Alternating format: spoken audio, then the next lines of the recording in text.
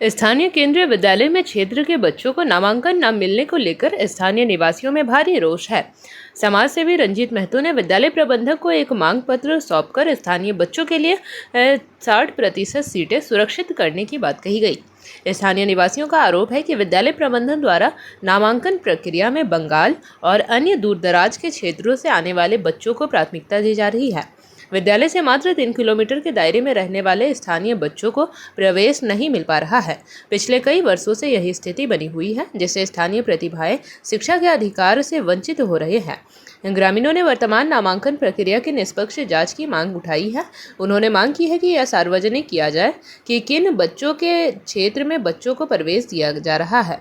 इस मांग पत्र पर स्थानीय निवासी अमित कुमार प्रसाद, शशिकांत सिंह, निर्मल महतो, सरोज कुमार और राजा सहित दर्जनों लोगों के हस्ताक्षर मौजूद थे। मैथन केंद्रीय विद्यालय के प्रभारी प्रवीण कुमार माथुर ने अपने उच्च अधिकारी के पास भेजने की बात कही। निवासियों ने मुझे एक ज्ञापन सौंपा है और उन्होंने मांग रखी है कि केंद्रीय विद्यालय मैथन डैम में एडमिशन के लिए स्थानीय बच्चों को प्राथमिकता दी जाए, क्योंकि ये हमारे अधिकार क्षेत्र से बाहर है। हम इसे उचित मंच पर भेजने का प्रयास करें। आपका शुभ नाम? मेरा नाम प्रवीण कुमार माथुर, मैं केंद्रीय विद्यालय मैथन डैम का प्रभारी प्राचार्य हूँ। स्थानीय के लोगों के इसके तहत मैं आज केंद्रीय विद्यालय में आए थे और प्रिंसिपल सर को विज्ञापन सौंपा कि हमारे स्थानीय लोगों को यहाँ पे ज़्यादा प्रायोरिटी दिया जाए स्कूल में, क्योंकि बाहर से बढ़ाकर कुल्टी, रामनगर, मानमलिया उधर से बच्चे आते हैं, यहाँ के पढ़ रहे हैं।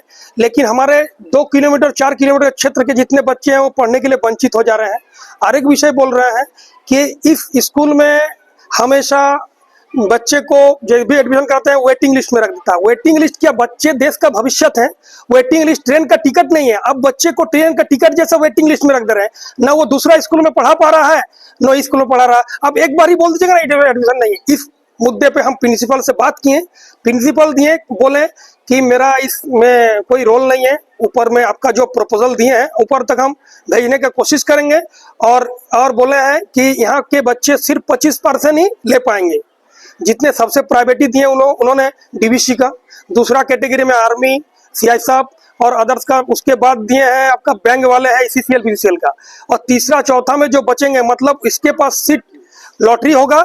और लॉटरी होने के बाद यदि स्थानीय लोगों को, यदि लॉटरी में 25 गो सीट रखा है स्थानीय लोगों के लिए, 25 गो से सर बोले अभी तक 600 फॉर्म डाल चुके हैं। अब 600 में से 25 का नसीब किसका होगा, उसका बच्चे को ले जाएंगे, अन्यथा नहीं ले जाएंगे। इस विषय में हम बात किए हैं, सर से अच्छा लगा बात करके, लेकिन उसका कोई हाथ में नहीं है। हम लोग बोले हैं कि ऊपर तक इसको बढ़ाया जाए।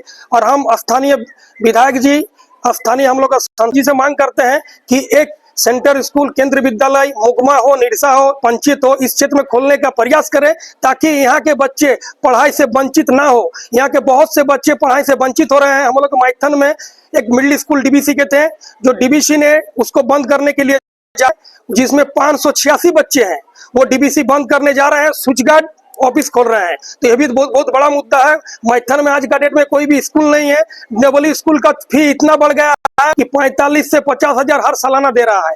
उतने मध्यम वर्ग के परिवारों के लिए इतना पैसा नहीं है कि वो अपना डबल स्कूल में पढ़ा सके।